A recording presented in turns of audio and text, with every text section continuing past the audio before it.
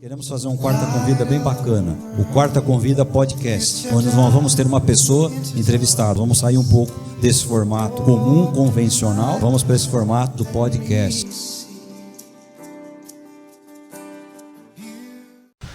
Olá, tudo bem com você? Estamos aqui participando de mais um Quarta Convida, o quarta da última quarta-feira do mês, que é o nosso Convida Cast, onde a gente sempre tem no caso hoje, 2 convidados para a gente bater um papo bem agradável, bem descontraído, bem informal. Então você é bem-vindo aqui no nosso canal, obrigado por nos acompanhar, obrigado pelo seu incentivo. Se você puder, faça um comentário, se você puder, coloque o joinha, o positivo, e se você não é inscrito ainda no canal, se inscreva, incentive alguém também a se inscrever no canal. Nós estamos aí com um desafio de alcançarmos, pelo menos até o meio do ano, mais alguns inscritos no nosso canal. Então, faça isso, que você vai estar nos ajudando bastante. Mais uma vez, obrigado por estar conosco. E eu vou pedir aqui que os nossos convidados desse Quarta Convida se apresentem. Estão aqui conosco a Desirê, primeiras damas, né? E o Herbert. O Herbert e a Desirê. Desirê e Herbert são amigos de longa data, amigos meus particulares, amigos da IBRAVE, né? E são missionários, e eles vão primeiramente se apresentar. Quem é a Desirê? Se você quiser falar a tua idade, fica à vontade, o Herbert também, e fazer um resuminho breve, tá? Lógico que muita coisa vai ser igual dos dois, né? Uhum. Mas fazer um resuminho breve, para quem não conhece vocês. Muita gente que acompanha o Convida Cast não conhece vocês, né? A gente tem uma audiência muito grande de pessoas que não são da igreja. Então, quando a gente coloca assim, que nem vocês no caso, é uma novidade. Nós somos os primeiros missionários que a gente está tendo aqui para fazer um bate-papo, aí uma conversa, né? Então, eu creio que muita gente vai se interessar em saber. E é um privilégio para nós. Então, a Desirê, primeiramente. Ok, meu nome é Desirê. Eu sou mineira do sul de Minas, sou de Varginha, cidade bem conhecida. Né? O ET, né? Mundialmente conhecida. Sou membro da Igreja Batista Vale das Bênçãos e estou no campo missionário desde o ano 2000. E em 2001 nós conhecemos o pastor Omar, tivemos o primeiro encontro, né? E até vai acabar só lá no céu. Lá no céu não acaba, continua, né? Continua, Então, meu nome é Herbert, sou também de Minas, Belo Horizonte. Venho de uma família bem grande, meus pais tiveram só 14 filhos. Eita, mais um time com reserva. Um time com reserva. E também, do meu chamado ministerial, né, quando Deus me chamou, faço parte da Igreja Batista Memorial em Contagem, e de lá Deus vem preparando para o chamado missionário. Eu tenho um chamado para ir para as nações, Deus me chamou, encontrei com Desirê no treinamento da Jami, e lá nós unimos os pensamentos, a mente e o coração, e estamos em Guiné-Bissau. Estamos em Guiné-Bissau já desde 2000. 2000, né? Uhum. Eu lembro, quando a gente marcou para conversar com vocês, eu estava lembrando que a primeira vez que eu vi vocês foi na igreja de Araras, em Araras. Eu lembro do Herbert sentadinho assim, num café de pastores, isso.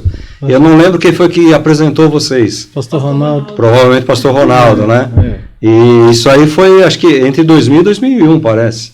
Foi 2001. 2001. Então eu lembro que a igreja tinha a perua Kombi, e eu lotava com a pastorada aqui, eu ia para lá. Sim. Dirigindo, a gente ia, né?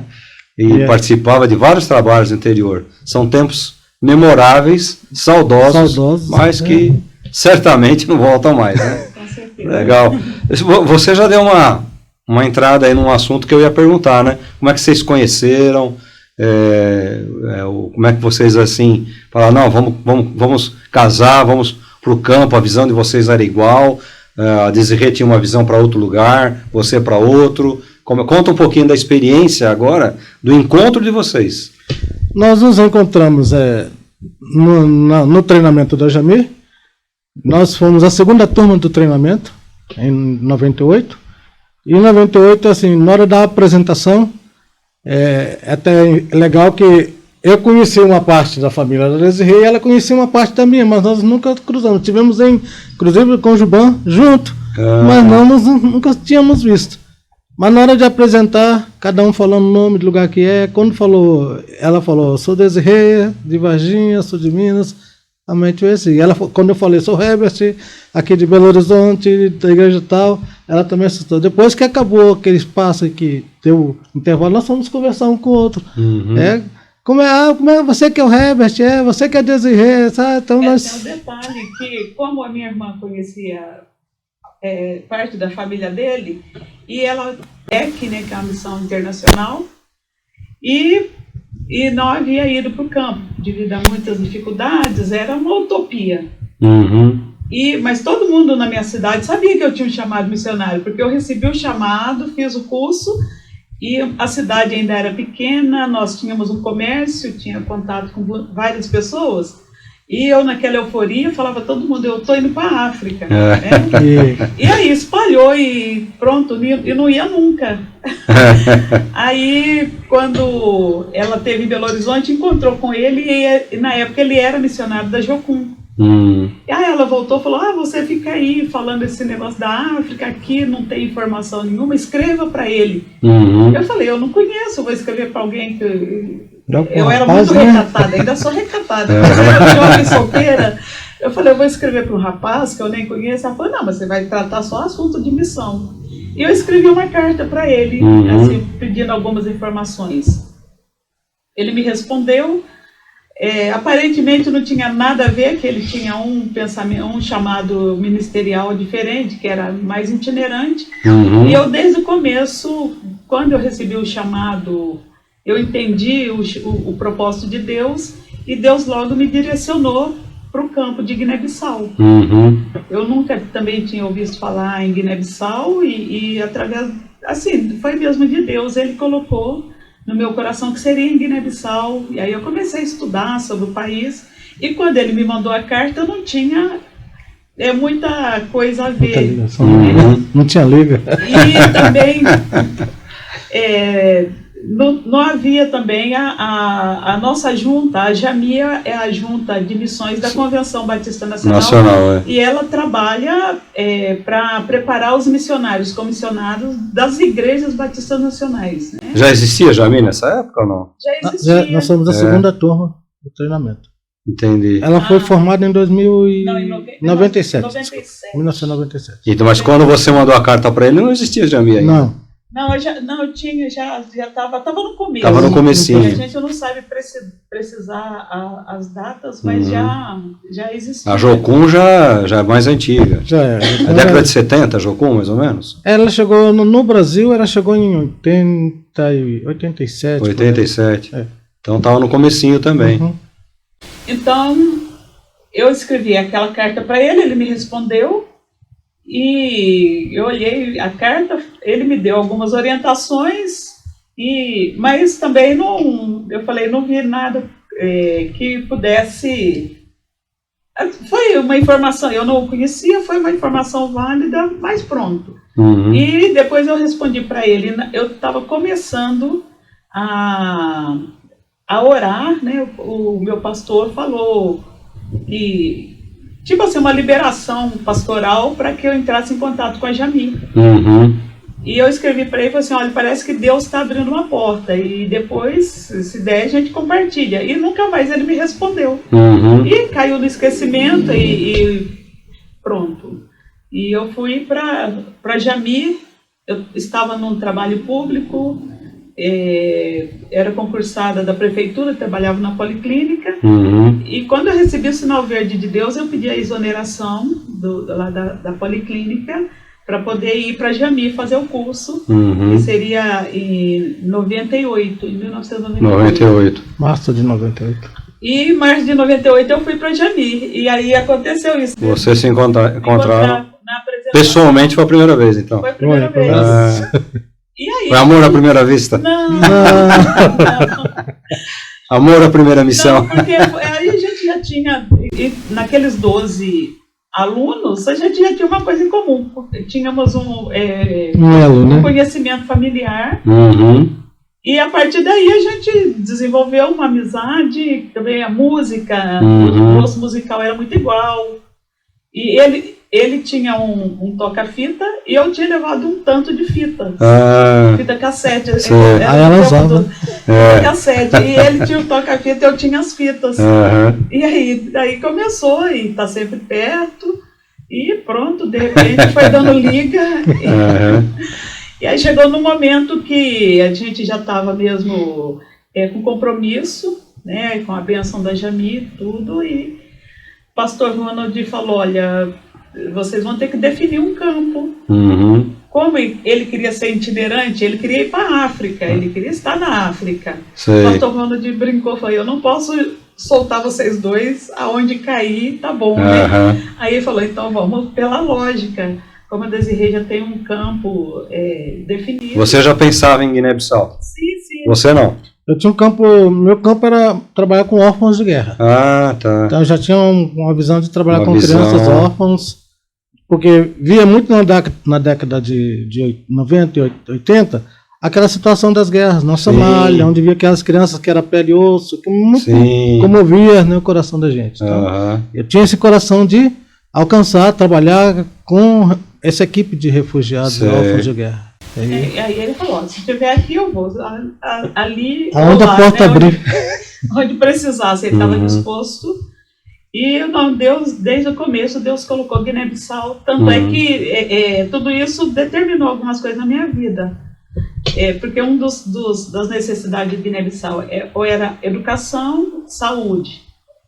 Eu estava terminando o curso de técnico de contabilidade, porque eu trabalhava com comércio, minha mãe tinha um comércio. Uhum. Então eu fiz... Mas a tua formação na área de saúde. Não, eu estava Contabilidade? terminando contabilidade, Ah. o técnico de contabilidade. E então, a partir do chamado, eu fui fazer o curso Ah, teológico. tá. Foi depois, então. Depois do chamado, Ah, que legal, que eu fui fazer o bacana. curso teológico Aham. e fui fazer o curso de auxiliar de enfermagem, que hoje corresponde o técnico. O técnico de enfermagem. Então, saí totalmente da rota da contabilidade e fui exatamente por causa do campo. Que legal, que bacana. Entendi. E o Herbert, você, Herbert, antes da gente entrar um pouco mais na missão propriamente dita, você também é um cara multifunção, né? Lá no campo missionário. Você aprendeu isso lá na Marra, ou você aqui já tinha...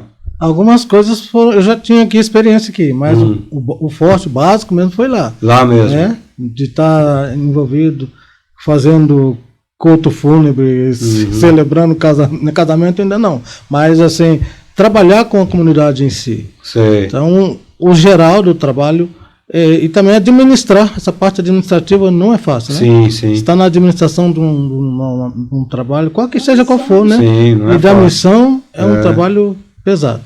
Quer dizer, você não teve, assim, por exemplo, um preparo, o pastor te colocou do lado e falou, vem aqui que você vai aprender algumas coisas. Você não teve esse tipo de preparo?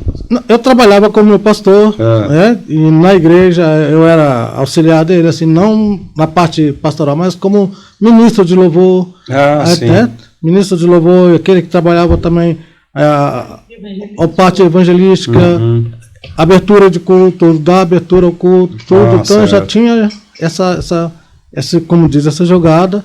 E saí na rua com evangelismo, levava a caixa na caixa de som nas costas e saía para a rua e ligava no vizinho, dava um fio de luz e a gente saía evangelizando, né? Então essa já desde a conversão a gente já trabalhava nessa parte. Certo. E a visão de começar a abrir mão de projetos sociais, projetos pessoais para sonhar o sonho de Deus é muito bom, é muito interessante. Né? Uma curiosidade que eu acho que muita gente está assistindo a gente deve estar despertando, uma curiosidade. Com quantos anos de idade vocês sentiram falar, opa, meu curso de vida vai ser diferente. Eu vou deixar de trabalhar na minha parte profissional, porque eu estou sentindo de Deus aí um chamado. Hoje é tão difícil a gente falar de chamado. Eu mesmo não acredito muito mais de chamado. Eu acho que hoje o cara tem que gostar, querer da coisa.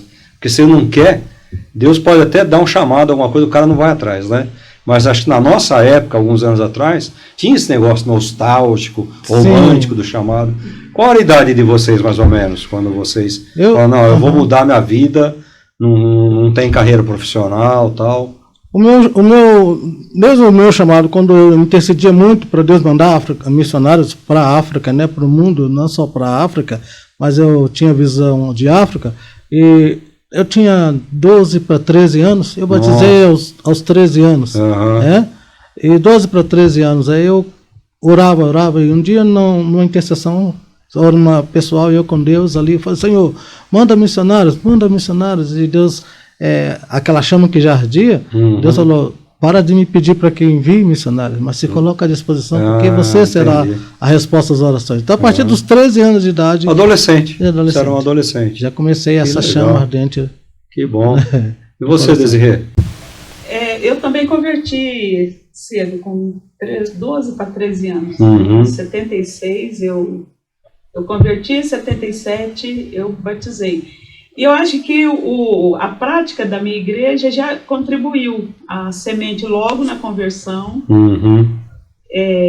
Eu converti numa semana, na outra a gente já estava no grupo de evangelismo. Tá. E aquilo era tido como uma prática, né, a vivência mesmo, né? Então, pronto, eu recebi, agora já vou sair falando. E isso ajudou. E cresci com aquela convicção já da questão da evangelização. E quando eu fui num Conjuban, que aconteceu na cidade de Betim, em 83, o pastor Jonathan, ele é bem conhecido aqui em São Paulo, da Missão Vale das Bênçãos. Vale da Bênção, da Missão Antioquia. Antioquia, né? É isso. Ele era o preletor daquele congresso. O congresso não era missionário, mas tinha várias facetas, né? E ele o tema era levanta-te e resplandece, baseado no texto de Isaías. E ele falou, levanta-te e resplandece em missões. Então, foi uma das preleções. E ele expôs, né, a questão da ordenança de Deus de ir por todo mundo. E ele fez o apelo, e eu, de uma cidade do interior, assim, muito limitada as coisas. E na época, eu sei que Deus transforma temperamentos, que eu era muito fleumática mesmo, né? E muito acomodada. E quando ele fez aquele apelo, eu me vi lá na frente com aquele grupo de jovens, entregando minha vida para missões transculturais. Para mim foi um sobrenatural mesmo, porque era bem do interior, de bairro ainda, então foi algo mesmo de Deus. Eu nunca fui atrevida ou ousada, né? Então foi realmente um comissionamento que eu tive, e a partir de lá, o pastor Jonathan falou, Deus vai guiar vocês. Ele é o Senhor da Seara, ele vai colocar os trabalhadores onde ele quer.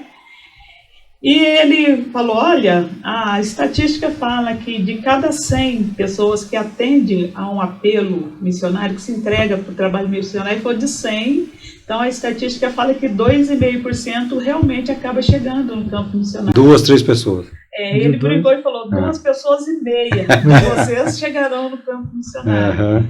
E eu faço parte daquele grupo. Né? E então, a partir daí, eu comprei um livro. Ele falou, Deus vai falar com alguns em sonhos, Deus fala de muitas maneiras. Ele pode falar em visões, em sonhos, ou através de informações que vai chegar até vocês. Na época eu comprei um livro, que ele era editado pela UEC, de um missionário que já faleceu, Patrick Johnston. Evangelista, né?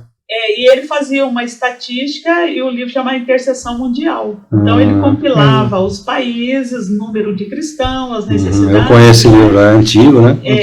Então tinha várias, de 10 em 10 anos fazia o censo. E aí eu comprei aquele livro, e atrás do livro tinha o endereço de várias missões. E eu escrevi, naquele tempo ainda escrevia carta, e eu escrevi várias cartas. Eu falei, estou interessada no trabalho missionário, queria receber informações. O básico, eu lembro que eu fiz com carbono, né, uma coisa que ninguém nem conhece, mas papel carbono, eu fiz várias, e mandei para todas as missões que estavam lá atrás. E veio as informações. Exatamente. Quando eu recebi um folder da Missão Amém, que é a UEC Internacional, o panfleto Guiné-Bissau, Terra de Oportunidades. Eu tenho ele até hoje. Olha que legal. Ele guardado, né? Até hoje. E pronto, quando você vai lendo e como se Deus vai falando, é isso aí, é lá que eu te quero. E pronto, e daí isso norteou a minha vida. Eu estava fazendo o curso de contabilidade, tinha terminado. Aí pronto, o que necessita? Formação teológica e formação ou na área de saúde ou educação.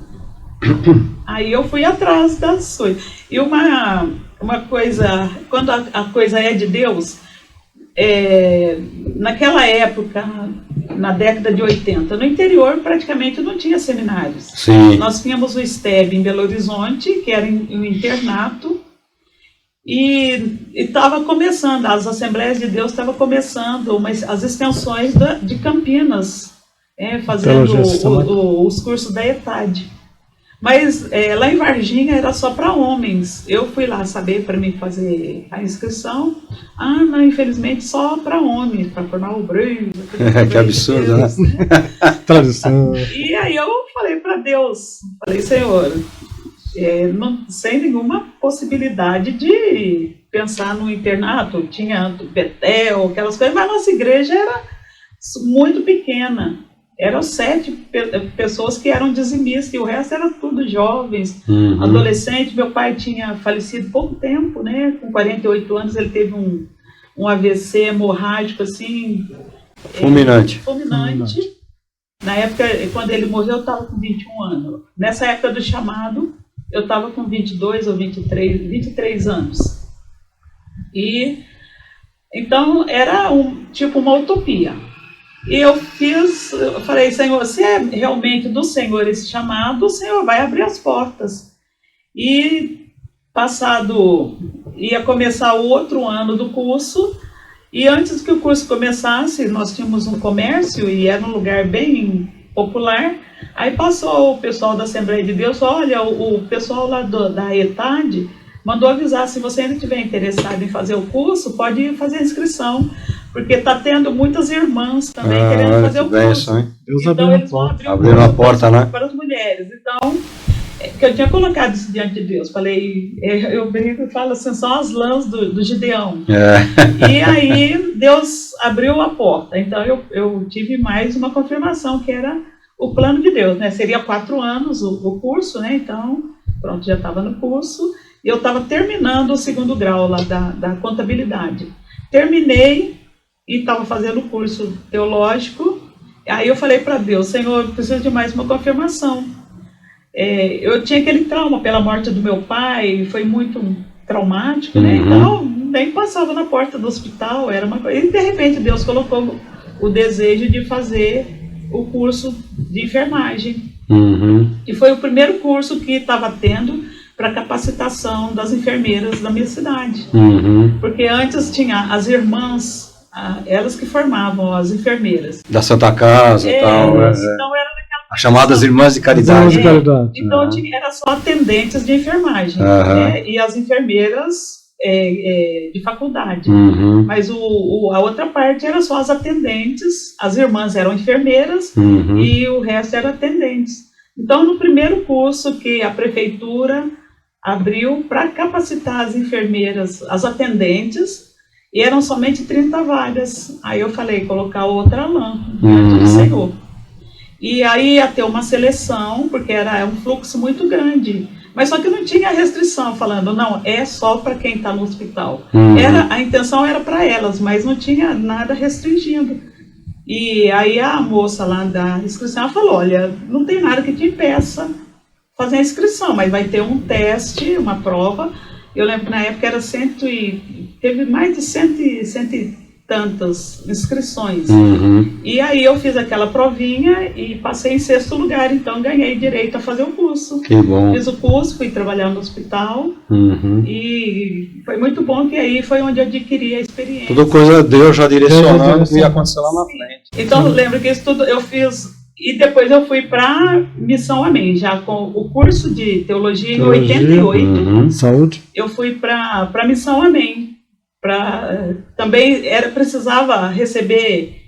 Você poderia fazer o curso, que era em 2 etapas. A primeira parte ele era aberto para todos, e a segunda etapa você tinha que ser convidado, tinha que ter o perfil, ele seria como reconhecimento do teu chamado para você continuar o curso. E então eu fui e fiz os 2 cursos, né, da Missão Amém, e foi por aí. Isso foi em 88. Então eu lembro, o chamado foi em 83, e em 88 aí eu já estava apta para ser candidata a aluna do curso de missões. Mas aí a ida mesmo para o campo, assim, quando Deus começou a abrir as portas, já foi 10 anos depois, e 98 foi quando eu fui para Jami, que já era junta da nossa convenção, e foi lá que eu conheci Herbert, mas Guiné-Bissau sempre, sempre foi Guiné-Bissau. Estava no coração. Sim. O Herbert teve formação teológica aonde, Herbert? Eu fiz formação teológica que o meu pastor dava, né? Básicos de teologia. Entendi. Então, aí a gente foi trabalhando, e também o curso da Jocum, fiz o curso de ETED, EIPOL e Escola de Liderança. Sei. Então tem um pouco de bagagem. Você tem um pouco ali de cada lugar, então. De cada lugar. Interessante. Até mesmo na Assembleia de Deus eu fiz alguns. A minha igreja, a gente tinha bom contato com eles. Estava tendo curso de obreiros, eles encaminhavam. Porque antes de eu ser dessa igreja que me enviou para o campo, eu era de outra, no meu bairro. Sei.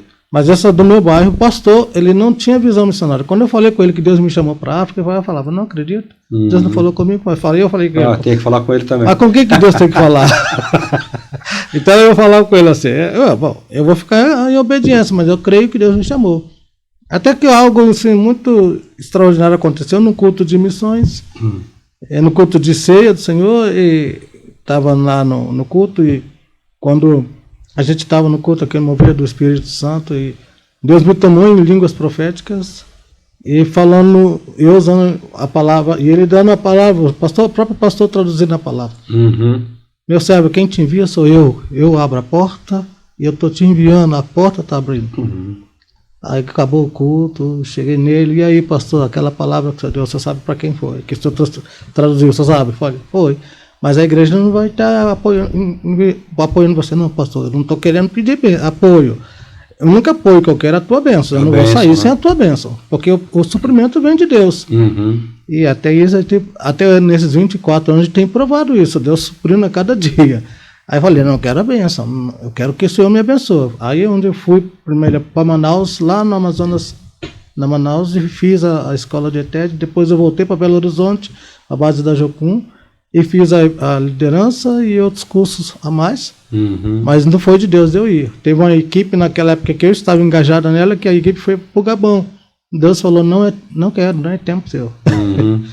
Foi o culto lá de envio, lá na Lagoinha. Fui para o culto com mais as lágrimas chorando. Por que não, Senhor? Aí eu fui para o culto, fomos lá, e o culto de envio, acho que até Deus do Rei esteve, né? No culto de envio. A gente descobrimos que a gente teve em vários eventos. Juntos sem se cruzar. Esse culto de envio da Jocum foi a primeira vez que o Brasil ele não era enviador, campo de envio de missionários. O Brasil só recebia. Até na década de 80, o Brasil ainda era um campo receptor de missionários. Aí dali que começou os envios de missionários. Foi a primeira equipe de 25 missionários brasileiros, transculturais. Então foi um evento memorável, assim, um marco mesmo, né? E aí foi na Igreja Batista da Lagoinha, a igreja antiga, né? Ainda era a Lagoinha. E então era um grupo grande, né, que estava indo. Aí quando chamou a equipe toda lá para cima, eu fui, mas assim, sabendo que eu não iria, né? Falei, tá bom, Deus, que seja o que o Senhor quiser.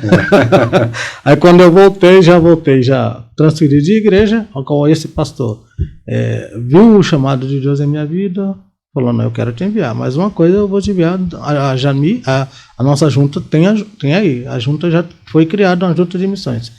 Vai lá no Ronald, conversa com ele, fala que eu te enviei. Aí onde que eu cheguei, né, conversei com o pastor Ronald, as portas se abriram, e fomos para o treinamento. Aí, nesse processo de família, a gente vê também as lutas do dia a dia, mas a gente vê como é que Deus cuida, né?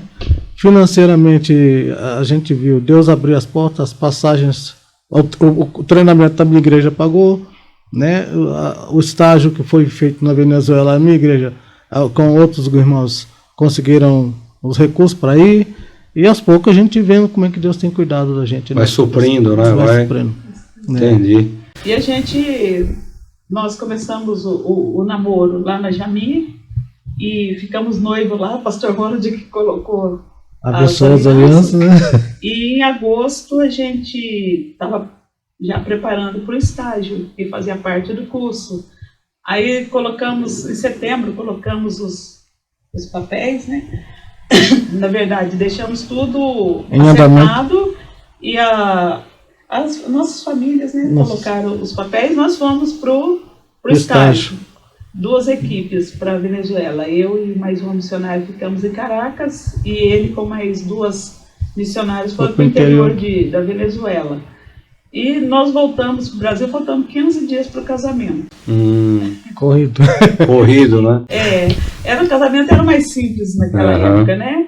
E aí descobrimos, o pessoal viralizou, né? Como diz a palavra. Eles vão casar, os missionários que vão casar, a cidade, todo mundo queria participar desse casamento. Todo mundo que foi convidado falou que ia, e os que não eram convidados foram também. A minha irmã falou, olha, você não convidou muita gente, ela dobrou o número de convite, porque todo mundo que ouviu do casamento queria participar. E a igreja é pequena. E a igreja pequena, ela falou, olha, não vai caber, pessoal. Aí 15 dias, olha, você tem que arrumar outro lugar para fazer o casamento. Em 15 dias teve que arrumar outro lugar para fazer o casamento, porque todo mundo queria ver o casamento, e eu era tipo meio uma lenda na minha cidade, a moça que vai para a África. E aí, foi realmente, Deus abençoou, nosso casamento foi um marco, assim, tanto, porque acho que de Varginha eu fui a primeira missionária enviado para o campo transcultural. Agora, graças a Deus, já tem outras pessoas de outras denominações mas eu tive o privilégio de ser de Varginha a primeira, né? E é isso aí. E aí nós casamos naquele ano. Havia uma guerra em Guiné-Bissau. A guerra começou em 97, então havia uma guerra. E aí foi cogitada a ideia da gente ir para Angola enquanto esperava, mas não foi o propósito de Deus, porque os documentos foram enviados, mas não retornaram. A embaixada não. Entendi. E aí nós ficamos, teve um pastor que foi muito importante na nossa vida, pastor da igreja de Friburgo. Ele falou, olha, não é bom vocês casarem e ir direto para o campo, porque nós nos conhecemos lá, na Jami. Então, aí ele falou, é bom que vocês tenham um tempo antes de ir para o campo, para se acertarem, se conhecerem. Acostumarem, né? Sim. E aí ele nos levou para a cidade de Nova Friburgo, e falou, quero vocês lá, vocês vão ser pastores dos jovens. Ah, que legal, hein? E aí nós fomos para Nova Friburgo, cidade linda, né? Cidade muito linda. Fria. Linda. Para vocês que são mineiros, para que eu sou paulista, é beleza. Aí fomos para Nova Friburgo, foi uma experiência assim, muito boa. Nós temos um vínculo com aquela igreja. Que legal, que bênção. E aí porque nós lá na Jami é uma coisa, mas trabalhar junto é outra coisa. Né? Por isso que eu perguntei, né? De pôr a mão na massa.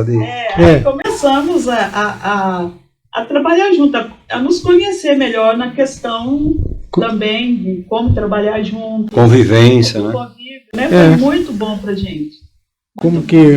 Qual é o pensamento de um, pensamento do outro? Um pensava assim, eu falei, vamos estudar direito. O outro pensava, até a coisa alinhar, né? Levantar tudo alinhadinho, aí ainda estamos estamos em treinamento. E o friozinho na barriga quando vocês finalmente embarcaram no avião, né? E foi assim, né? Essa aqui ainda falou, pastor Ronald, vamos com nós. Porque eu gosto de ver um missionário pela costa, pelos cantinhos. Entrando no túnel. Entrando no túnel do avião e indo embora. Aí então, a primeira expectativa foi muito assim, o que vamos ver lá? Qual é a expectativa? O que vai acontecer? Então, um país pós-guerra, né? Mas chegamos, graças a Deus, tem o pastor, hoje ele já não está mais no campo, o pastor Moisés Suriba, que também faz parte da Jami. Ele fez contato com o pastor da Assembleia de Deus lá aqui de Guiné-Bissau, mas ele é daqui de Jundiaí. Fez contato com o pastor e a família para nos receber, para nos apoiar, e esse tempo de adaptação, aprendizado de línguas, ficamos com ele, ajudando na igreja, dando estudo bíblico, apoiando a juventude, isso também adquirindo experiência, né? Sim. E foi um tempo muito agradável. Hoje, assim, a gente chega lá, a igreja... Só um detalhe, eles são missionários da Assembleia de Deus, então nós Batista Renovado, nós fomos recebidos por missionários da Assembleia de Deus. Lembra que uma vez eu até ganhei uma fita de videocassete, lembra? Acho que até dei para vocês a fita depois, que vocês aparecem num trabalho da Assembleia de Deus. Sim. A gente estava assistindo em casa, faz tempo já, né? Não sei nem se vocês têm essa fita ainda, porque hoje nem tem mais videocassete. Né? Mas é importante aqui, uma coisa que a gente vê no contexto transcultural, que não pode aflorar, é a parte denominacional. A denominação, nós somos nós trabalhamos pelo mesmo dono, pelo mesmo patrão. Aqui eu sou Batista Renovado, mas lá nós somos o corpo. Então, um apoiando o outro. Sim. A Assembleia com Deus e Amor, até o Deus e Amor se une, né? Até o povo da Universal, nós somos um só, né? Independente da raça. Em alguns lugares, até mesmo a Igreja Católica. O primeiro missionário que nós apoiamos aqui foi o pastor Jarbas Silva. Pastor Jarbas, quando ele ficou, agora não me lembro o lugar, mas quando ele veio, quando eu fiz contato com ele no meu mestrado, ele foi dar uma palestra lá, e ele falava, no campo, a Igreja Católica trabalha junto com a gente, porque nós somos cristãos. Tem as diferenças, questão de idolatria, alguma coisa, mas lá nós somos cristãos, pregamos Cristo.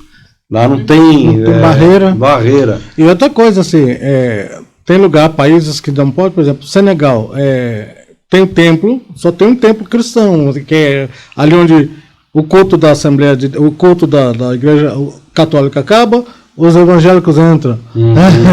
Acaba do evangélico, o católico entra.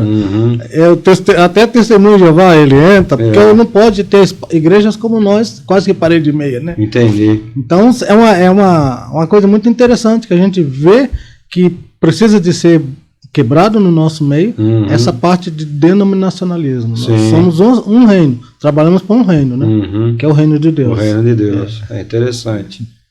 E a missionária Geni, como é que vocês conheceram ela? A missionária Geni, a Desirê... foi através da UEC. Fez escola junto. Em 88, quando eu fui para a UEC, e éramos um grupo de alunos, e a missionária Geni, ela estava enviada pela CLC, uma missão que eu acho que ela já não é ativa no Brasil. CLC era Centro de Literatura Cristã. Eu conheci. Ela trabalhava com Popô. São José dos Campos, se não me engano, era a sede. O pastor Claudio Eli exatamente. Presidente da CLC. Era uma missão irmã da UEC. A UEC era a evangelização e a CLC trabalhava com a literatura. E a missionária Geni foi enviada pela CLC para visando trabalhar no campo de Portugal, que era um campo também missionário, continua sendo. E então nós duas nos conhecemos lá. E nessa segunda etapa do curso, aí nós ficamos três alunas. Era a Geni, uma outra missionária boliviana, que chegou aí para Guiné Equatorial, e eu que iria para Guiné-Bissau. Então foi o primeiro contato com a missionária Geni. Ela já era missionária no Brasil, né, trabalhando com a CLC. E ela iria para Portugal. Mas acontece que quando chegou ela na preparação, ela já tinha ido para Portugal, fez todo o processo da UEC, já tinha ido para a Inglaterra estudar o inglês, e estava preparando para voltar para Portugal. Surgiu uma necessidade em Guiné-Bissau. A missionária que trabalhava na livraria, era uma inglesa, ela foi diagnosticada com câncer e não podia voltar. Então precisava urgente de alguém que fosse para Guiné-Bissau, e urgência. E como a Geni era do país de língua portuguesa, estava prontinha para ir, então de Portugal ela foi enviada para Guiné-Bissau. E foi muito... os planos de Deus. Sim. E ela trabalhou na livraria, que na época era a única livraria na Guiné-Bissau. Não era a única livraria evangélica, não. Era a única livraria no país. Nossa, que interessante. Então, ela tinha livros didáticos e a grande maioria eram livros evangelísticos, folhetos, cursos bíblicos, né? Mas a Geni também, ela era enfermeira, ela era parteira, que ela tinha trabalhado no CTM, em São José dos Campos, então era muita experiência. E, de repente, precisava dela também na área de saúde, lá na Guiné-Bissau. E ela foi para o interior do país tomar conta do hospital maternidade.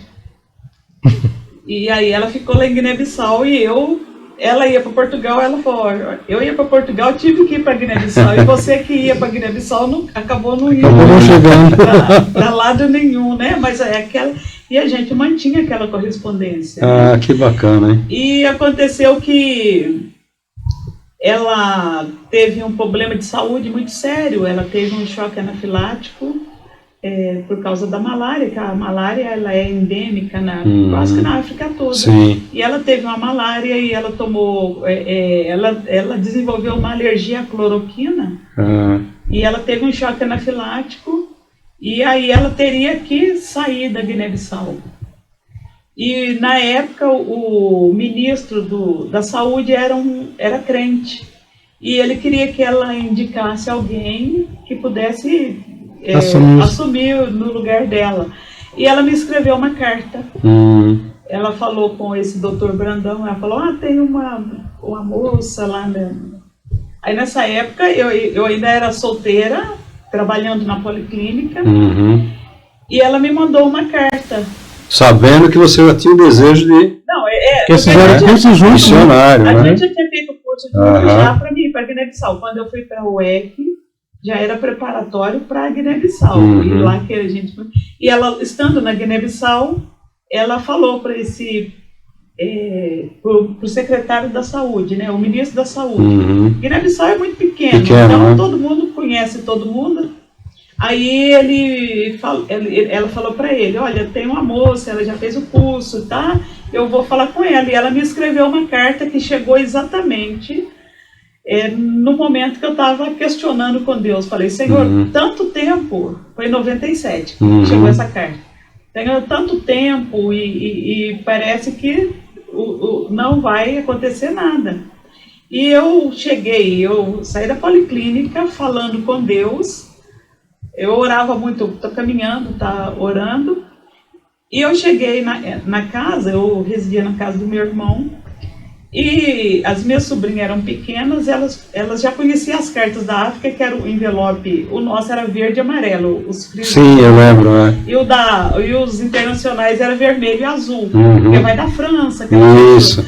Aí as crianças chegou, Tata, tem uma carta da África para você. E eu peguei a carta, fui pro meu quarto, abri a carta, aí a Geni, e aí, o coração, ainda a chama missionária está acesa, é tempo de você vir para Guiné-Bissau. É uma carta que eu tenho lá nas minhas relíquias, né? E aí ela falou, é tempo de você vir para Guiné-Bissau. E a carta, ela contava a necessidade, olha, eu conversei com o ministro eu falei, olha, com o ministro da saúde, tá? Eu peguei aquela carta, né, e depois fui pro meu pastor e mostrei, eu cheguei e falei, eu recebi essa carta. E ele leu a carta e ele falou, parece que está chegando o tempo. E a Jami já estava funcionando. Aí ele falou, olha... Já tinha esse centro que tem hoje ou não? Não. Nós estávamos no fazendo STEB ainda. Não, estávamos lá no STEB. No STEB. No STEB ainda. Era nos fundos do STEB, né? Então ele falou, olha, entre em contato com o Ronald e veja. Aí eu falei, eu posso, porque ele tinha colocado num determinado ponto dessa espera, ele tinha colocado algumas falas, né? E eu tinha falado com Deus, falei, se realmente é do Senhor, o Senhor vai falar através da liderança. Porque eu entendo que o envio não é do missionário, o envio é da igreja. Da igreja, sem dúvida. Da igreja. Né? Conforme Atos, né?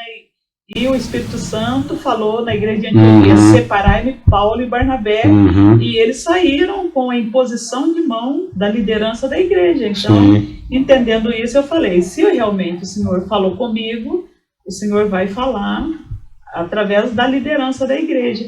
Então, quando ele me deu aquele aval, eu perguntei, então eu posso? Ele falou, pode, entre em contato com o Ronald e veja quais são as possibilidades. Né? Isso foi em 87, foi quando eu tinha escrito a segunda carta para Herbert, sem conhecê-lo, falando, olha, parece que Deus está abrindo algumas portas. E ele não me respondeu mais, eu também não respondi mais, e Deus abriu a porta realmente, eu fui, quando eu cheguei lá, ele estava lá também. Né? Deus tinha aberto a porta para ele também. E então, a Geni voltou, que ela teve um problema sério de saúde, ela voltou, e nós estávamos estudando. Então, nesse período que a Geni esteve na livraria, o hospital é muito perto da igreja central evangélica lá em Guiné-Bissau, na capital. Então, é assim, fica quase, são ruas paralelas. E esse trabalho da CLC era assim, eles tinham uma sala em que qualquer pessoa poderia, alunos, eles poderiam ir fazer uso dos livros didáticos, fazer pesquisas, e era a oportunidade de serem evangelizados.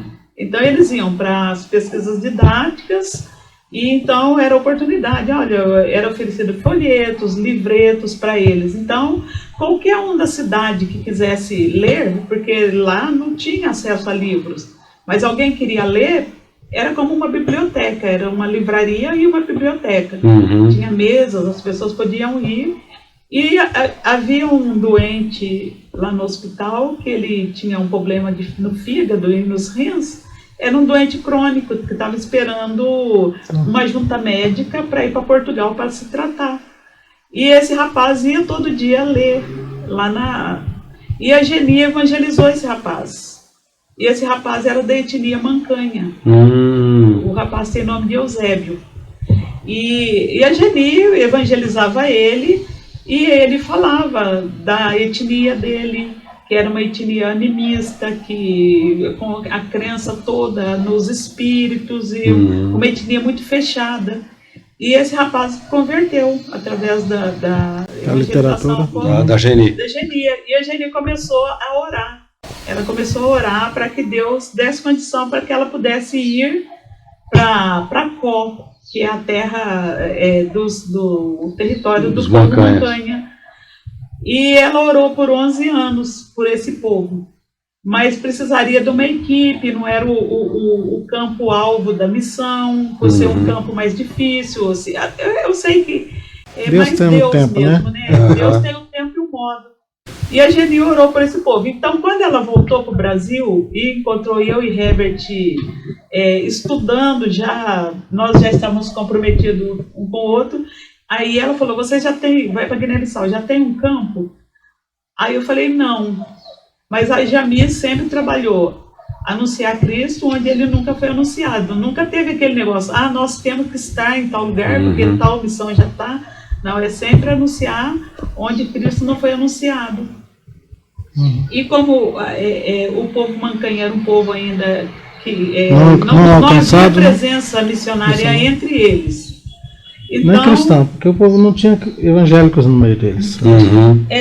Os Mancanhas que haviam convertido eram como aqueles que já estavam em Bissau, na capital, já não estavam mais em contato com a cultura e acabavam sendo alcançados, mas não tinha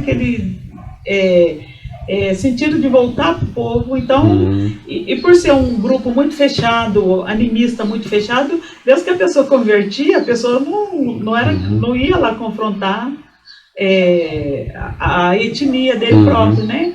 Então não havia presença evangélica nem missionária naquele território. E a Geni, no tempo que ela teve também, não conseguiu montar nenhuma equipe para ir. Sozinha ela não poderia ir, né? Porque uma mulher ainda, dentro né? de uma cultura tribal, machista, então não teria como, né? E ela estrangeira ainda, não teria como. Aí ela falou, olha, orem, se for o propósito de Deus, para que vocês vá para o povo Mancanha. Aí compartilhamos com o pastor Ronald e ele falou, então vocês vão para Guiné-Bissau, vocês façam a pesquisa do campo, e ele falou, da minha parte está liberado, porque é um povo não alcançado, ele falou, está liberado. E aí nós já fomos com o povo Mancanha. Mais ou menos direcionados. Agora é interessante você, Herbert, falar para o pessoal aí o que é um animista e qual é esse conflito das etnias que tem. Porque o pessoal aí não tem a noção, né? Bom, o animista são povos que creem nas coisas que animam. Por exemplo, uma árvore, um pedaço de pau, um pedaço de ferro, eles fincam aquilo ali e falam, esse é meu Deus. Então ele adora. Ele adora os espíritos que movem no mar. Eles pensam que tudo aquilo ali é um mover do espírito que está trazendo a vida, que rege o contexto da cultura, que rege aquilo que eles creem, que eles ensinam. Espírito de morte também, Sim. Essas coisas. E essa parte da morte é um alto muito forte, porque eles são medrosos, eles têm medo da morte. Então, eles, por exemplo, concernente à alimentação, eles não matam uma galinha, tem várias galinhas no quintal, mas eles não matam uma galinha para comer entre família, se aquela galinha não for para um ritual para os espíritos, e o sangue ser derramado para o espírito. Então, não mata uma cabra, um porco, se aquele animal, porque eles já criam com essa visão. Criar porque qualquer hora o Irã, que é o espírito que rege, ele vai pedir. O Irã vai vir pedir, então, alguma coisa o Irã então, tem que estar preparado. Então, eles têm lá já a porção que todo tempo. Somente se o animal adoece, em vez de eles pegar aquele animal e enterrar, não, eles acabam de matar aquele animal e comem a carne. Mas assim, se o animal está bem, está vivo, está perfeito, eles não matam para comer, porque aquele animal, eu vou ter que prestar conta dele para o Irã. O Irã, que é o espírito que rege a cultura, eles falam, não, tem que fazer isso. Então, essa parte do animismo é muito forte aqui também no meio dos indígenas brasileiros. Sim. Você está falando, eu estou lembrando. É muito forte no meio dos indígenas brasileiros. Da lavoura, da terra. Isso, Eles, o Tupã, né? E eles vão fazer, por exemplo, chega agora o período de plantar, tempo chuvoso, eles vão começar a preparar o solo para plantar. Aí planta amendoim, planta pepino, mas de tudo eles fincam um pedaço de pau e uma pedaço de pano vermelho, faz um ritual, derrama sangue por ali para aquele espírito, derrama água, pinga, para o espírito dar a eles uma boa lavoura e proteger a lavoura deles. Então, e essa questão da etnia, existe conflito, né? Entre uma etnia e outra. Existe, conflitos étnicos muito fortes, né? Pessoas do mesmo povo. Sim. Tem etnias irmãs ou etnias primas. Mas, assim, muitos pensam diferente. Por exemplo, a maior etnia da Guiné, são duas as maiores, que são os balantas e os pepés. Então, os balantas, eles fazem ritual porque eles são muito fortes na prática de roubo, de furtar. Então, eles fazem cerimônias, rituais, que é onde eles vão... não é furtar casa, carro, essas coisas, eles vão furtar animal. Animal, cabra, porco, vaca... Eles entram no quintal das pessoas, entram dentro da casa das pessoas dormindo e a pessoa não percebe, porque estão guardados pelos demônios. Nossa, que coisa, hein? Então algo que é muito forte, e entre eles, assim, as outras etnias têm muito muito medo, e eles andam sempre armados com qualquer coisa. Se furtou, se desapareceu alguma coisa, eles falam, são os balantas. E é uma maneira também, porque nós devemos lembrar que a Bíblia fala que todos pecaram e carecem da glória de Deus, né? Então vocês podem pensar, são somente essa etnia que furta? Não, todos lá, o furto, igual aqui no Brasil. Então, mas é tipo meio que cultural, mas a gente vê que todas as etnias são regidos pelo Espírito, né? Há roubo, né? De todas as etnias, né? Igualmente aqui no Brasil, né? A Bíblia fala, todos pecaram e carecem da glória de Deus. É mais um engano. A Bíblia fala que o diabo cegou o entendimento e coloca dentro das etnias, né? Às vezes uma tem um ponto mais forte, outra tem o outro ponto mais forte, né? Mas são inimigos, assim, ou não? Não chega a ser inimigo. Não chega tão a ser inimigo, mas assim, quando acontece alguma coisa, eles já ficam tudo atentos, aí eles vão correr. Não tem receio do outro. Porque Guiné-Bissau é um país pequeno, mas ele tem 27 grupos étnicos diferentes. Nossa, bastante, hein? Mas é uma coisa que, tipo, nós sabemos que o continente africano, ele é multirracial, multicultural. E quando houve a colonização, os europeus se sentiram no direito de tomar posse do continente africano. Fazer uma coxa de retalho. E no Tratado de Berlim, eles se assentaram, né, os portugueses, os espanhóis, os ingleses, os alemães, os belgas, e eles dividiram o território entre eles. Então, as tribos, que cada um tinha sua autonomia, elas ficaram dentro de um espaço geográfico, político. Inimigo um do outro. Não, eles já haviam as guerras, as rixas, tribos, mas depois que colocaram eles no outro fronteiras políticas, então vão dizer, não, isso aqui é da França. Mas eles não tinham isso. Não existia, né? Não, isso aqui é de Portugal. Então, e quando eles traçaram as fronteiras, eles viram a geografia, eles não viram... Se preocuparam com o povo em si, né? Então teve... separação familiar. Teve traços de fronteiras que foram passados dentro de uma aldeia, separando. Então absurdo, um ficou do lado francês, o outro ficou do lado português. Então, através daquela fronteira política, eles ficaram tipo inimigos. Então, isso às vezes tem... Antes eles dependiam, era mais baseado em trocas de comércio. Às vezes, a questão de duas etnias de línguas diferentes, elas viviam bem, porque uma era dependia da outra. Uma dependia da outra. Um comprava o peixe, a outra vendia o anzol. Então, vai depender do outro. Então, isso mantém uma certa amizade. Mas depois, quando entrou a divisão geográfica, então eles ficaram de lados opostos. Então, é um negócio que o pessoal cobra até hoje, que é a tal da dívida histórica.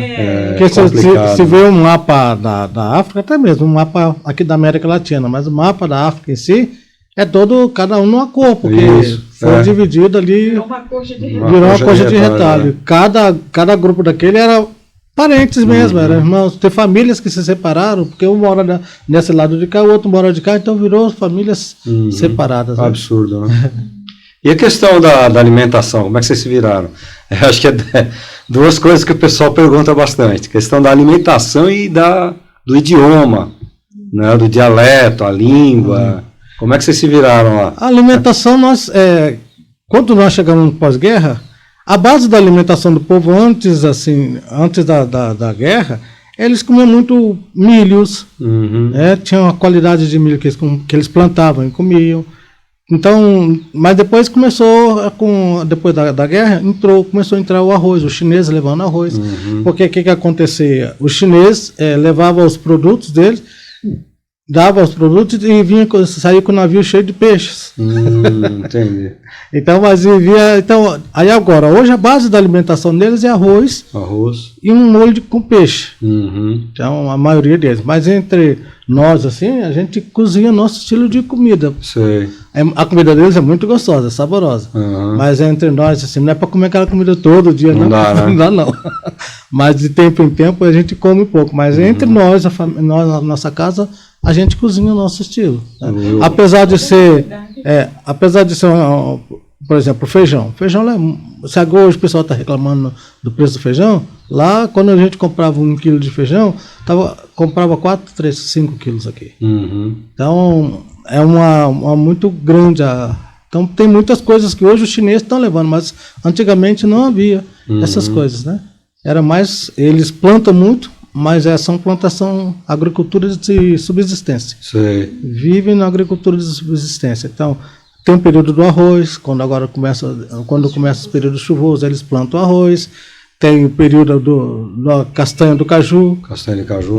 Que eles usam muito a castanha do caju para transportar e também para trocar pelo alimento. Tem o período também, no mesmo período da chuva, tem o planta amendoim, planta mandioca. Então, eles plantam para subsistência e vão no mercado. Você vai lá no mercado, um tem o feijão, outro tem a mandioca, e na hora que vão, eles trocam um com o outro, a porção do outro. Então, aí eles conseguem sobreviver. Entendi. Mas na nossa casa, que tem aquele... eu falo mais um mito, que a pessoa, se você vai ser missionário, se você não comer a comida, você não vai ser aceito. Né? Então, não tem nada a ver. Tem nada a ver, né? Não, é claro que vai depender muito da postura do missionário. Mas dentro da casa, das nossas casas, a gente tem toda a liberdade. Tem liberdade. Então, vou dizer, tem o arroz. Eu continuo sendo mineira, eu vou fazer o meu arroz. Do seu jeitinho. Do meu jeito. Embora eu acabo fazendo arroz mais do jeito africano. Que eles colocam a água, ferve a água e colocam o arroz. Né? Então, eu já nem refogo tanto arroz como aqui em Minas, né? Então, uma coisa, toda cultura, uma coisa muito interessante, o texto bíblico lá em Atos, ele fala, Paulo falando lá em Atenas, ele fala que Deus de um só, ele fez toda a raça humana e determinou tempos e lugares para a habitação de cada um. Então, esse Deus que ama todo o povo, ele diluiu a sabedoria, a graça e a bondade dele entre todos os povos. Então, não tem um povo melhor do que o outro. Né? Aí o pessoal fala, não, e tem comida boa lá? Então, já ouvimos muitas as pessoas falar, tem comida boa lá? Eu falei, claro que tem. A comida é muito boa. A comida africana é boa, é ótima, é excelente, muito boa. Então, tem muita coisa deles que, pronto, eu gosto muito, mas a gente já é adaptado com o nosso paladar. Então, no dia a dia, eu cozinho a minha comida normal. Quando eu quero comida africana, ou eu peço para alguém fazer para mim, né? Ou tem restaurante. Então, uma vez na semana, a gente ia fazer compra, eu fazia questão de comer, que é o caldo de xebém, que é da palmeira, de onde faz o dendê. Aí eu comia comida com dendê, o caldo de amendoim, que é muito bom. Os peixes, uma delícia. Então, mas na minha casa a gente segue a rotina normal. Embora tenha algumas coisas que a gente já acostumou aqui no Brasil que lá não tem. Ou que a oferta tem, mas é muito caro, porque vem da Europa, que não é uma coisa diariamente da comida africana. Mas a proteína, por exemplo, a carne bovina é caro. Eles têm carne, mas tem a carne que vem da Europa e tem a carne dos mercados lá, que eles matam o boi, cortam e põem na banquinha. Então, aqui no Brasil, muitos lugares não tem assim um controle sanitário. Mas a gente come, porque ela a que vem de Portugal é 4 vezes mais cara. A carne, lá tem picanha que vai do Brasil para lá, então imagina o preço. E você vai lá na feira, a carne está lá, é carne com osso e sem osso. Então, a com osso, qualquer uma, ela é um preço. Sem osso. Então, independente se é alcatra, se é picanha, se ela é sem osso, ela tem um preço. Vamos dizer, essa custa 10 e essa custa 5. Então, eu posso pegar, se eu sei qual pedaço, os cortes também são diferentes. Mas a gente, com jeitinho, se você faz amizade com o açougueiro, aí você conhece o pedaço, eu quero esse pedaço aqui, que pode ser a picanha, você leva, é tudo no mesmo preço. No mesmo preço, interessante, né? Mas o frango, lá tem frango da Perdigão, tem frango da Sadia, agora você imagina para o frango sair do Brasil. Aqui, nossa vida. O preço que chega. Se aqui o bichinho já está caro.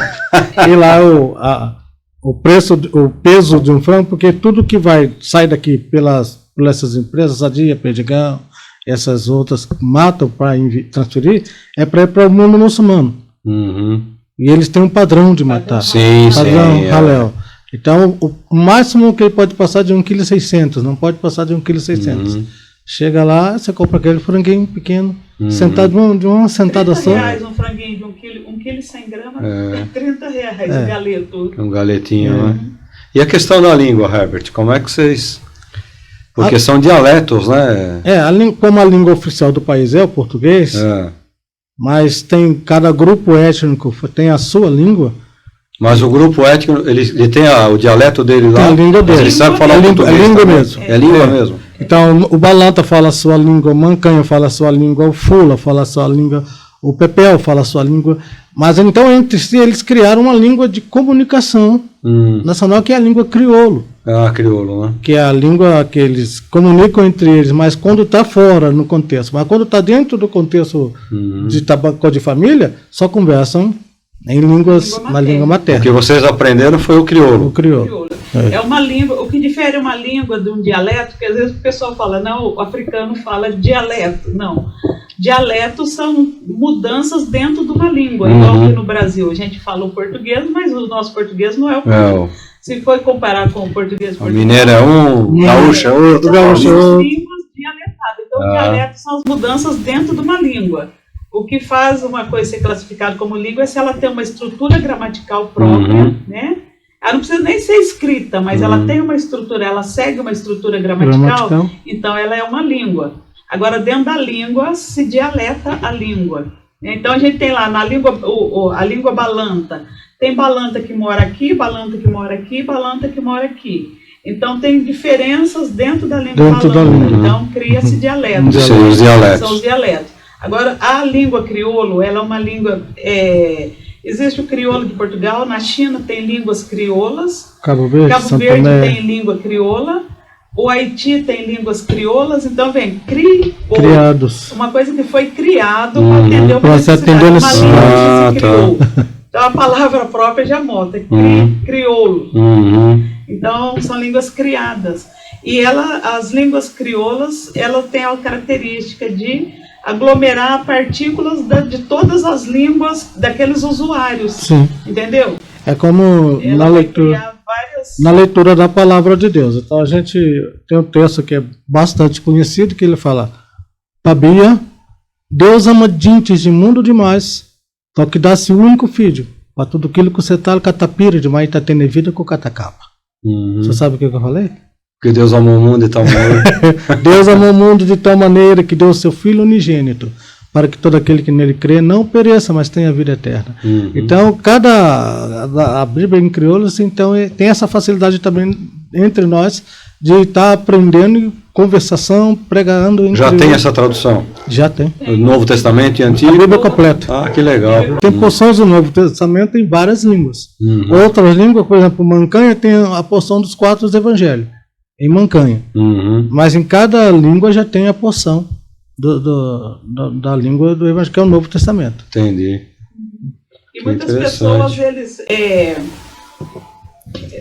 teve até a missão ao Wycliffe, ela foi fundada porque o missionário foi para uma tribo e quando ele conseguiu comunicar, o nativo falou: mas se você está falando que Deus me ama tanto, por que ele não fala a minha língua?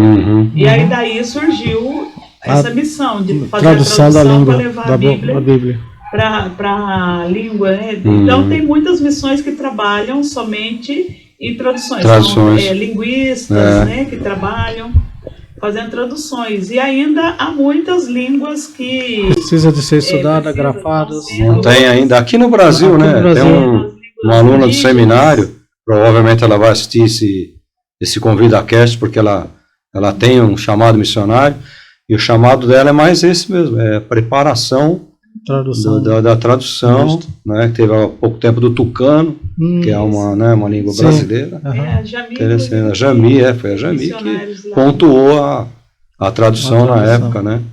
Interessante. A gente está chegando perto do fim já, né? Você vê como o papo passa rápido.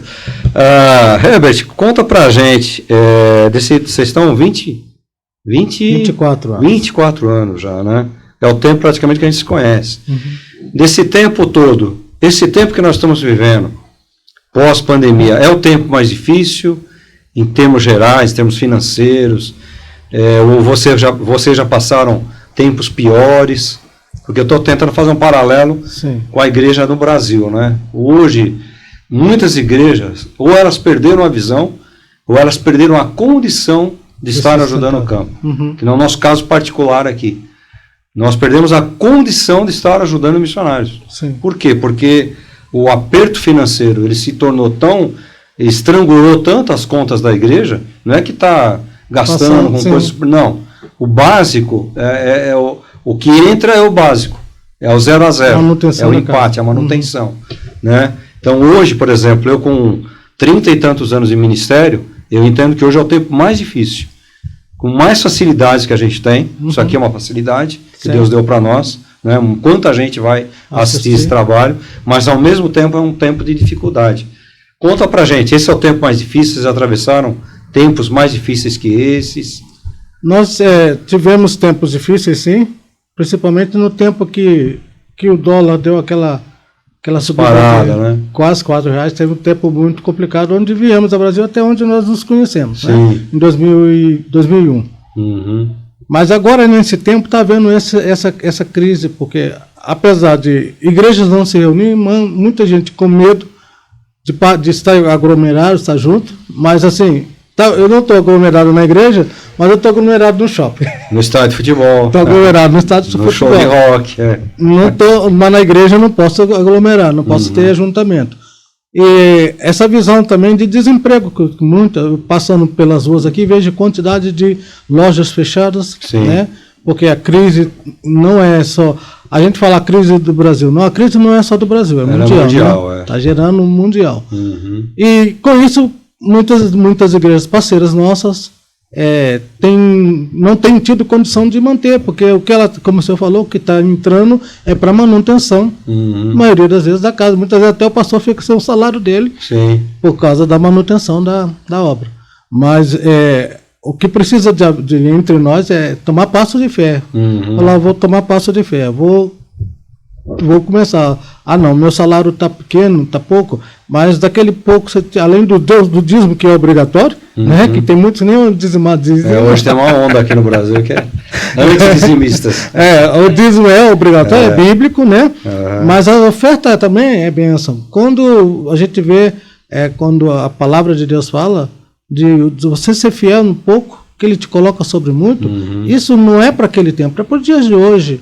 A gente está vivendo tempos difíceis e a tendência biblicamente é de complicar mais, mas se nós somos fiéis àquele que nos chamou, ele que tem o trabalho de continuar, né? E a gente vê nessa situação, muitos missionários estão no campo, passando necessidade, outros abandonados pela própria igreja enviadora. Sim, eu conheço casos. Abandonados pela própria igreja enviadora. Então, isso vai dando muitas vezes no missionário vai tendo aquele desânimo, mas de repente Deus vem com um afago, anima aquela pessoa para ela prosseguir mais um tempo. Eu conheço casos de missionários que voltaram do campo. Voltaram do campo. E deve ser algo deprimente, né? Deve ser por esse motivo, realmente. Mas é difícil, às vezes, a gente saber realmente o que está acontecendo. Mas, na nossa experiência... a gente tem visto Deus ser a fidelidade de Deus. Às vezes, quando uma igreja para, de repente aparece outro. Eu tenho um jornalista que fala que o dinheiro ele não dilui, ele muda de mão. Então, ele passeia. E ele muda, realmente ele muda de mão. Então, o Deus é o mesmo, todos nós servimos o mesmo Deus. E às vezes são passos de fé, às vezes são prioridades que são mudadas a gente já recebeu comunicado, algumas igrejas, olha, a gente cooperou com vocês até agora, mas agora nós vamos fazer tal coisa. Então, continua tendo dinheiro, mas só que o dinheiro aí foi canalizado para outra coisa. Vamos construir o templo, vamos remodelar o templo. Então, é uma dinâmica que tem dentro do reino, mas e são passos de fé. Essa semana mesmo, numa conferência que a gente estava, o pastor, ele leu 2 Coríntios 8, final de 8 e 9, que ele fala da igreja da Macedônia, que mesmo na pobreza, eles estavam ansiosos para dividir o que eles tinham, que era pouco, mas queriam dividir. Para socorrer a igreja de Jerusalém. Então, Jerusalém, o povo judeu, é conhecido como um povo que põe a mão em tudo que eles tocam vira ouro. Mas eles estavam vivendo uma situação de necessidade. E a igreja da Macedônia, na pobreza, eles estavam ansiosos para ajudar. Então, é uma questão sempre... É fé mesmo, né? Exato. Eu diria mais que fé, viu? É uma questão de conversão mesmo. A irmã Cecília, ela gosta muito de usar... A irmã Cecília é a esposa do Ronald. E ela gosta muito... Ela é um doce, né? Um doce de pessoa. E ele fala... por causa do nome que eles saíram. Então, ela sempre nos lembra. Olha, vocês saíram por causa do nome. Vocês saíram. Então, o nome de Jesus, ele é poderoso para fazer provisão. Então, a gente, é claro, como humanos, surge uma situação e a gente fala, como que vai ser? Tipo, agora estamos construindo a casa. Mas missionário construindo casa, então... a casa está saindo e eu sei que Deus vai ser fiel até o final. Né? Tem sido e continua. Temos um filho, não mencionamos. A próxima pergunta que eu vou fazer para vocês. Temos um filho e nós criamos esse filho no campo missionário. Conta então já um pouquinho do Natan, né? Como é que foi a experiência do Natan para a gente aí? O Natan é uma bênção de Deus, que ele veio de Deus para nós. Ele não é filho biológico nosso, né? Deus nos deu ele com 20 dias. Porque no contexto da cultura onde ele nasceu, muitas vezes a criança quando nasce, se a mãe morre no parto, poucos dias depois, a criança ela não pode estar no contexto da aldeia, porque ele não pode continuar lá, porque fala que é o espírito que está na criança que matou a mãe. E o Natan foi assim, a mãe dele morreu com 3 dias, né? E 3 dias depois que ele nasceu, a mãe veio a óbito. E o pai saiu andando com o menino até chegar na casa de criança, num orfanato, que é chamado Casa Emanuel, das missionárias porto-riquenhas. E quando ele chegou lá naquele orfanato, o pai entregando a criança para o orfanato, assim, logo imediato a missionária ouviu a voz de Deus. Essa criança não é para aqui. Ele tem a família, não entra com ele. Ele tem uma família. Então, quando o Natan... aí perguntou, porque um casal também que era missionário da UEC, da Amém, ligou para ele e ele tinha pego 2 crianças. Aí ele falou... não, essa criança não é para o Herbert Desirê lá em Cor. Ela falou assim, olha, chegou uma criança, Deus falou que essa criança não coloque dentro do orfanato. Que ele já tem uma família. Ele ficou num salinho de triagem, trataram dele, aí ele falou, não coloque dentro do orfanato, ele tem uma família. Aí chamou o outro missionário, ele pegou o carro, aí ele falou, eu sei para quem? É para o Herbert Desirê lá em Cor. E esses missionários moravam na região leste, não tinha nada a ver com a gente. Sim. E a gente mora na região norte. Ela ligou, falou, chegou uma criança. Aí ela falou, é para o Herbert e para o Desirê. E a gente sem saber de nada. Estava tranquilamente em casa. A Desirê não. Foram buscar vocês? A Desirê estava lá de tarde, depois do almoço, no sábado, já preparando a gente também, preparando a meditação para o domingo, preparando tudo para o culto de domingo, escola bíblica dominical. E ela, depois que ela fez a preparação, sentou na varanda. Aí foi fazer o meu pé, para fazer o pé. Faz missionário, faz tudo, né? Não tem mais fazer o pezinho dela. No pé quando o carro chegou. Aí eu vi o carro da missão com a placa da missão, Amém. Nessa época a Geni estava lá com a gente ainda. Aí eu falei, Geni, tá chegando visita aí. O pessoal com o carro da Amém acho que também visitar você. Mas sabia que era para mim, né? Aí quando a Geni parou, eu fui recepcioná-los. Aí ele falou assim, o Zeca, que era líder da UEC na época, falou... Atualmente eles são líderes aqui no Não, Brasil. mas lá na Guiné. Não, eles não eram líderes. Não. Eles estavam na base de... Eles são líderes atual da UEC Internacional. do Brasil. Aí eles falaram assim, logo quando eu entrei, Herbert, a visita é para você, não é para Desirê, não.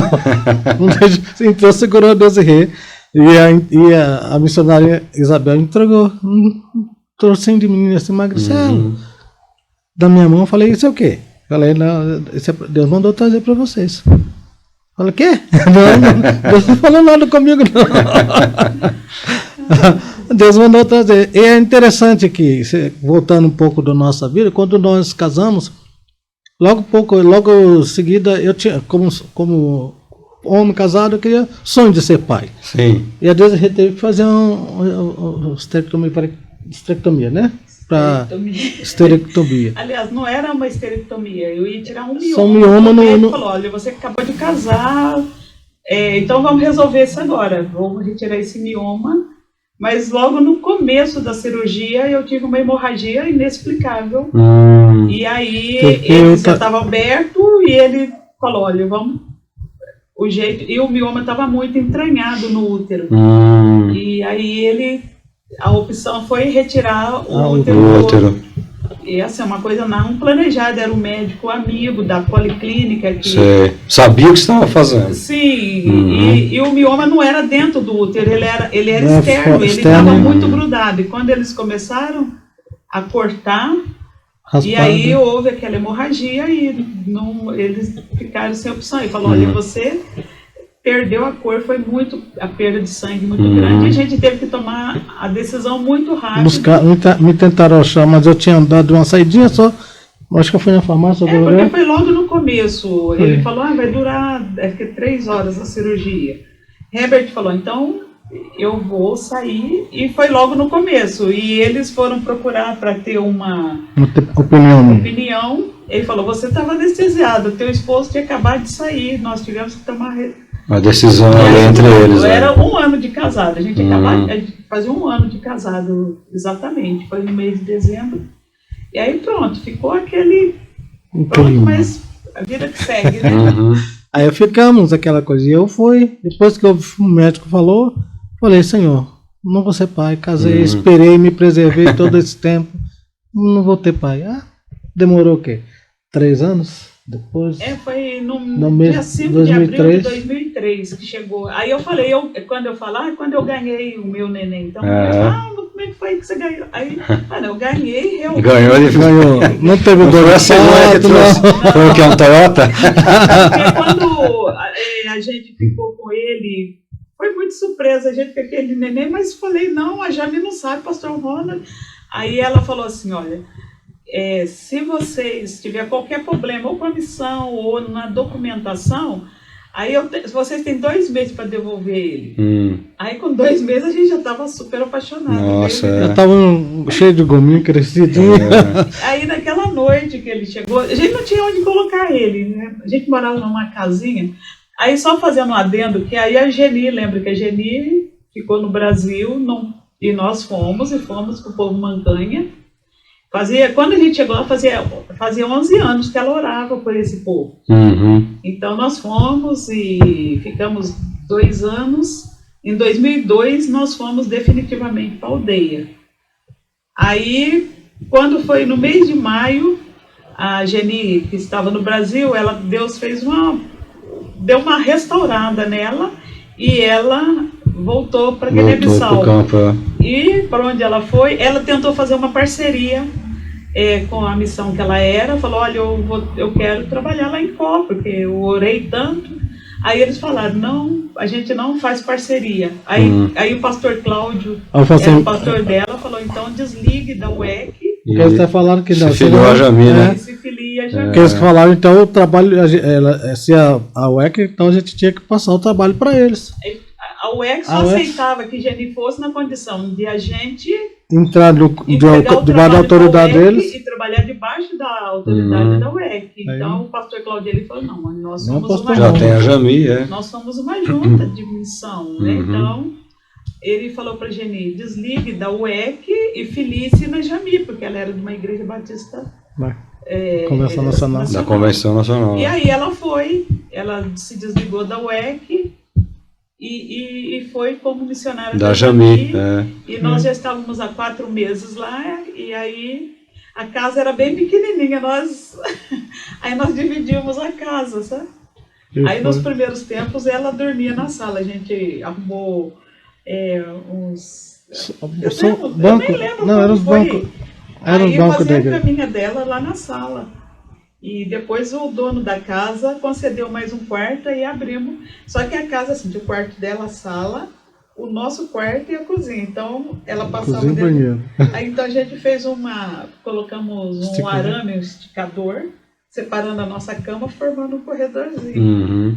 Aí de noite a gente punha a cortina. E aí a gente até colocou o nome do nosso cantinho de Santo dos Santos, né? Eu falei, a cortina do Santo dos Santos não pode ser transpassada, não. E moramos 5 anos juntos nessa casinha. Uhum. E foi assim que Natan veio também nessa casinha. Aí então, na noite que ele veio, nós compramos uma banheirinha dessa plástica, né? Porque não tinha onde colocar, era muito pequeno, desnutrido. Aí forramos a banheirinha e colocamos ele lá. Aí naquela noite, dormindo, no meio da noite, Deus me acordou assim claramente e falou, Natan. O nome... Que nem nome ele tinha. Não, vocês... Ele tinha registrado. Ele veio com o nome dos pais dela. Da tribo lá, né? Porque o pai dele, ele levou, registrou, fez cartão de vacina. Então, quando ele entregou com um saquinho. Um histórico, vamos dizer assim. Históricozinho, né? Tinha nome, tinha tudo. Então, mas naquela noite Deus me acordou e falou, Natan. O nome dele é Natan. Eu acordei Herbert e falei, Deus acabou de dar o nome pro neném. Que é presente de Deus, né? Natan, né? Aí Herbert falou, não, na hora que a gente acordar, vou olhar lá. Aí, lá, ele deu variantes, presente de Deus. Então, não teve dúvida. Aí, que eu tenho o Natan também, né? Você tem? Fui eu que escolhi também o nome, né?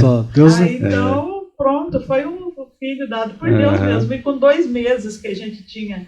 E foi 2 meses também a audiência final para adoção. Mas ele estava já um torresminho. Aí fomos com a família biológica e a gente segurando aquele neném tão gordinho e o pai de longe olhando, o avô materno e um tio.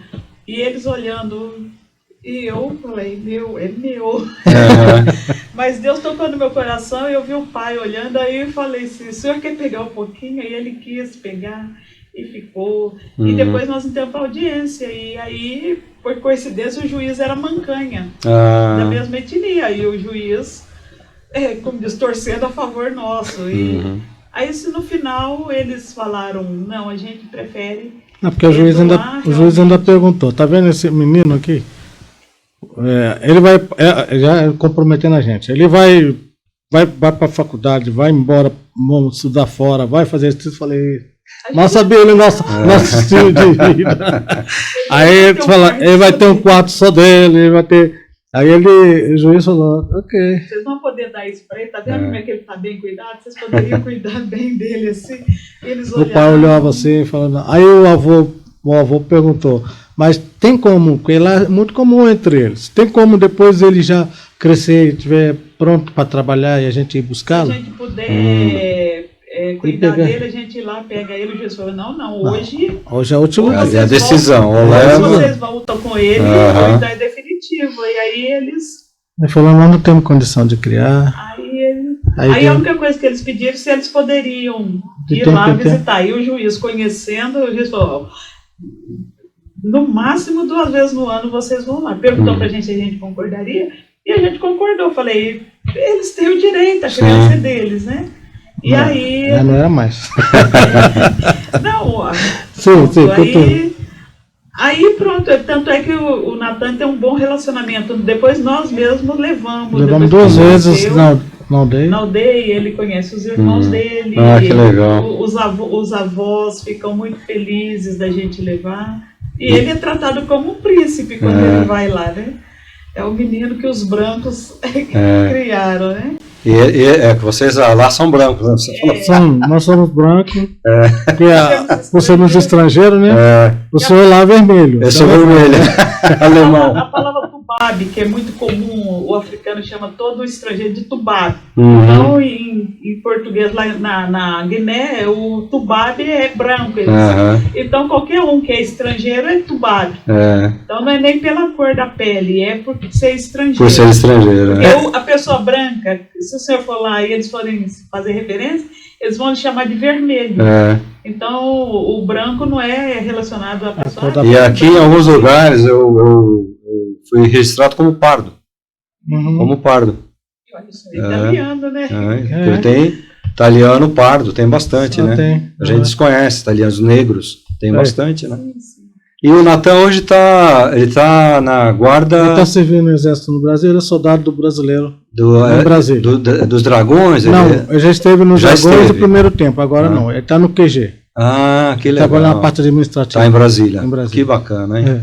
Que bênção. Ele é palmeirense ou... Atleticano. Atleticano. Não teve jeito? Não, ele gosta do Palmeiras. Atleticano e palmeirense é meio... Se ele vier para São Paulo, ele vai ser palmeirense. Aquela camisa que você deu para ele tem até hoje. Tem até hoje, que legal. Então é Atlético Mineiro, torce muito forte contra o Flamengo e contra o Cruzeiro. Então estamos juntos, né? Hoje ele é membro da igreja da PIB, do Zé Carlos, que legal. O Zé Carlos é amigão.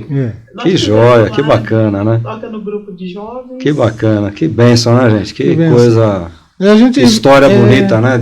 E a gente vê como tem que história Deus para contar aí. Para contar. Ele mesmo assim, ele fica feliz quando a gente conta a história dele, para ele saber.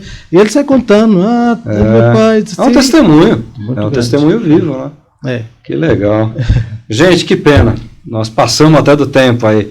E eu sei que tinha muita história para contar ainda, né? Muita história, mas foi muito bom ter vocês aqui no Quarta Convida Cast, né? E espero que alcance muitas pessoas, muitos corações aí. Sim. Eu dou aí um minutinho para cada um, se quiser fazer aí um conselho, uma despedida final aí, porque não é só o pessoal da Ibrave que está assistindo, como eu falei para vocês, né? A gente tem uma audiência muito grande de fora. E quando a gente vê lá as visualizações, às vezes do YouTube, ali é um engano, porque eu sei que tem famílias que assistem na televisão. Então tem 4, 5 pessoas, 6 pessoas, numa tela 10 pessoas assistindo, né? Então o testemunho de vocês, desde que vocês contarem, desde o chamado, tudo, com certeza é uma coisa que vai despertar, eu acho que não só gente para a obra missionária, como despertar a gente também para a questão da missão, de Deus. E da responsabilidade que a igreja tem com missão, né? Vocês estavam falando, eu estava lembrando da penúltima empresa que eu trabalhei, eu fui mandado embora, e a Keila estava grávida na época, e eu falei, agora? E agora? Eles falaram, olha, por 6 meses o plano de saúde vai ser garantido, por 6 meses, depois você tem que se virar. Deus é bom, né? Eu consegui outro emprego e o outro emprego me ofereceu o plano de saúde, mas eu fiquei pensando, né? Às vezes as pessoas vão embora da igreja e elas são contribuidoras de missões e vão embora e é a igreja que se vire. Parece que é um castigo, né? O missionário que se vire. E eu fiquei pensando nisso, falei, a empresa que é uma coisa profissional, a empresa teve a preocupação. Me garantir 6 meses, talvez se até, na época, se eu chorasse, talvez até o parto seria garantido, né? Mas Deus é bom. Por favor, vocês podem se despedir do nosso pessoal aí. Amém. Então, foi muito bom estar com vocês nessa reunião, nesse bate-papo que gostoso, e dizer que nenhum de nós somos exclusivistas, nós somos, ninguém pode falar, eu sou chamado para isso, eu sou chamado para aquilo. Todos nós somos chamados com um só propósito, fazer o reino de Deus chegar onde não chegou. Se você que ainda não tem essa visão do reino, de missões, fazer missões, não é só falar como eu vou para a África, eu vou para a Ásia, não. A missão começa aqui na nossa Jerusalém. E ela daqui de Jerusalém, ela vai dividir até os confins da terra. Você seja a resposta na oração, na contribuição e indo. Que Deus te abençoe. Um prazer. E eu quero acrescentar que talvez você possa estar pensando, nossa, que coragem, né? Não é coragem, é questão de obediência.